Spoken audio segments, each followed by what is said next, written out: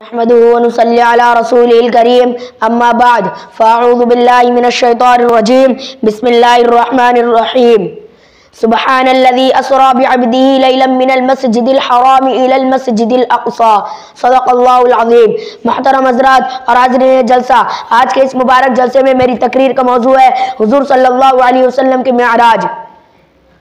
दुआ कीजिए अल्लाह ताला मुझे सही बोलने की तौफीक अता फरमाए।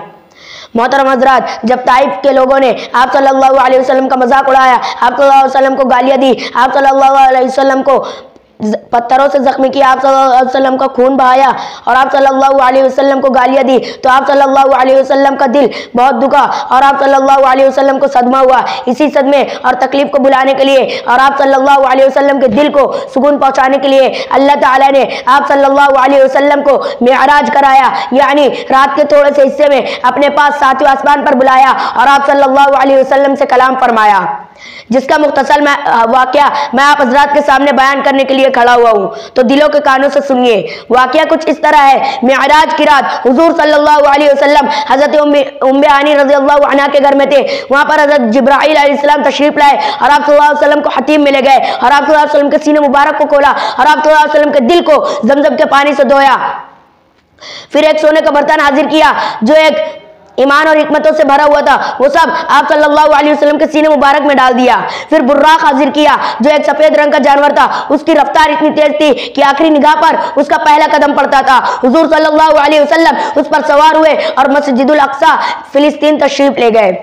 यहाँ पर तमाम अंबिया इकराम आप सल्लल्लाहु अलैहि वसल्लम का इंतजार कर रहे थे। चुनांचे हुजूर सल्लल्लाहु अलैहि वसल्लम इमाम बने और आप सल्लल्लाहु अलैहि वसल्लम ने 2 रकात नमाज अदा की।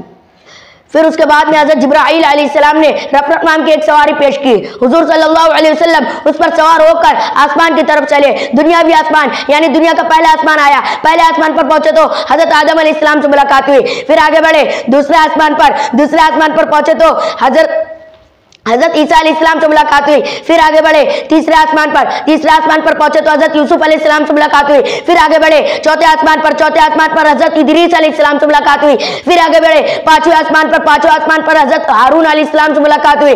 फिर आगे बढ़े छठवें आसमान पर हज़रत मूसा अलैहिस्सलाम से मुलाकात हुई। फिर आगे बढ़े सातवें आसमान पर हज़रत इब्राहीम अलैहिस्सलाम से मुलाकात हुई।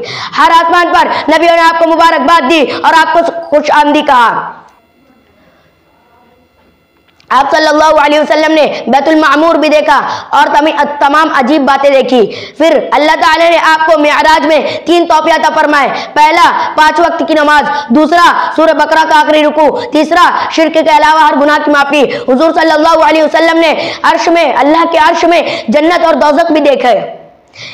हुजूर सल्लल्लाहु अलैहि वसल्लम इस तोहफे को लेकर उसी रात अपने घर तशरीफ लाए। इस वाक़े को सबसे पहले हज़रत अबू बकर सिद्दीक ने सच्चा माना, इसलिए उनका लक़ब सिद्दीक हो गया।